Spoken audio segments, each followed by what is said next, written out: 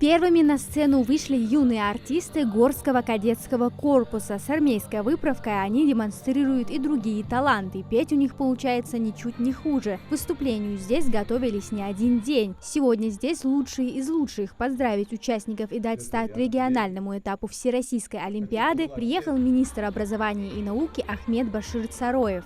Хочу пожелать всем успехов, удачи. Вы все большие молодцы, раз дошли до сегодняшнего дня. Удачи всем и оттого после.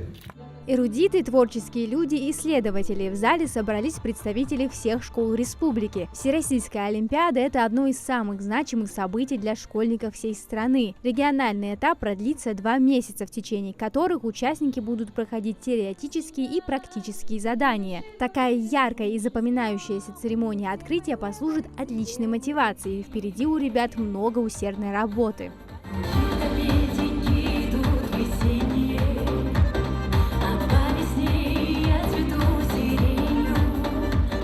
Ежегодно в этом масштабном соревновании принимают участие миллионы школьников. Проверить свои знания и продемонстрировать навыки по 20 дисциплинам, среди которых русский, математика и литература. Ребята целый год решали задачи и много читали. Воспитанники Олимпа и других школ в таких научных турнирах не новички. Участвуют в них еще с младших классов. Правда, всероссийское для некоторых направление новое. Так как я сейчас готовлюсь к ЕГЭ, я занимаюсь репетиторами, то есть эти репетиторы одновременно помогают также и подготавливаться к Олимпиадам. То есть тут идет двойная подготовка.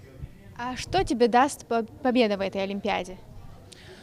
Ну, наверное, в основном опыт участия в этих Олимпиадах, то есть я буду знать, что они из себя представляют, и, может, в будущем мне это пригодится, чтобы я не боялась участвовать в различных конкурсах, которые могут быть в университете и в будущем. Традиционно Олимпиада организована в 2 этапа – на региональном и федеральном уровне. Заключительный этап пройдет в мае 2025-го. Победа в нем – это не только плюс в портфолио, но и льготы при поступлении в высшие учебные заведения. Для того, чтобы попасть на следующий, естественно, они должны показать все свои знания, справиться со всеми заданиями, которые им будут предоставлены.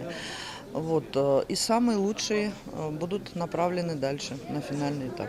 Всероссийская Олимпиада для школьников – это не только проверка знаний, это стимул для дальнейшего развития, шанс раскрыть свой потенциал. Амина Зязикова, Акрама Дасхоев, Магаз 24.